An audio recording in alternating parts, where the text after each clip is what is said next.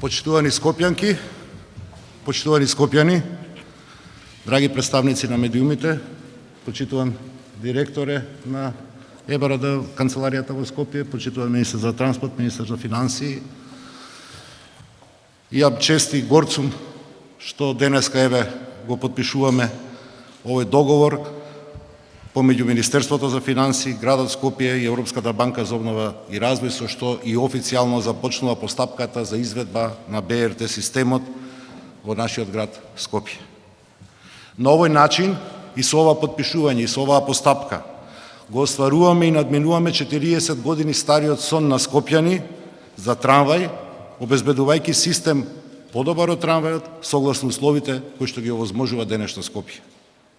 Горди сме што Скопје е првиот град на Балканот кој што ќе го изведе БРТ системот, што не е само успех за градот, туку е успех за целата наша држава.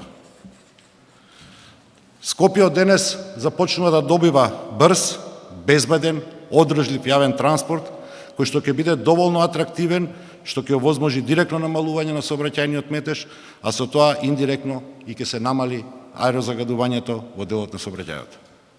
Подигнувањето на брзината и достапноста на јавниот транспорт несомнено ќе значи зголемување на бројот на патници кои што го користат јавниот транспорт во Скопје. Екипите на градот Скопје и на јавното сообраќајно претпријатие досега работеа на подготовка на техничката документација за овој систем. Идејното сообраќајно решение веќе е изработено од стручњаците од Битола, Скопје, Белград, Лондон и Брисел и ќе представува основ за тендерската документација која што набавка очекувам дека ќе ја започнеме во текот на ова лето. Проектот опфаќа воспоставување на две линии со коридори кои што се резервирани само за автобусите, и тоа од Ѓорче Петров до Ново Лисиче и од Бутел до Кисела Вода. Трасата од Ѓорче до Ново Лисиче ќе биде во должина од 12,81 км во една насока, ќе има 21 станица, 2 терминала во индустриската зона во Ѓорче Петров, каде што сме денеска, и во населбата Ново Лисиче, каде што ќе биде изграден новиот терминал. Според првичните проценки, приближниот број на патници кои што ќе користат оваа траса е околу 65.000 луѓе дневно. Со имплементација на првата фаза се очекува време траењето на патувањето од сегашните 70 минути да се намали за повеќе од 50%, да се зголеми фреквенцијата на автобуси на секој 3 до 4 минути на автобуска станица. Времето потребно за едно возило да ја помине трасата од Ѓорче до Ново Лисиче и обратно ќе биде 35 минути. Автобусите се со хибриден погон на природен газ, односно електрична енергија и газ, се со должина од 18 метри, а целиот систем е поставен така што во иднина ќе може во себе да абсорбира и возила од 24 метри должина. Важно е да се нагласи дека во рамките на ЕБРД овој проект е заведен како зелен проект, се финансира во рамките на мрежата на зелени градови, каде што Скопје е член од 2019 година, кога всушност и започнавме со оваа постапка.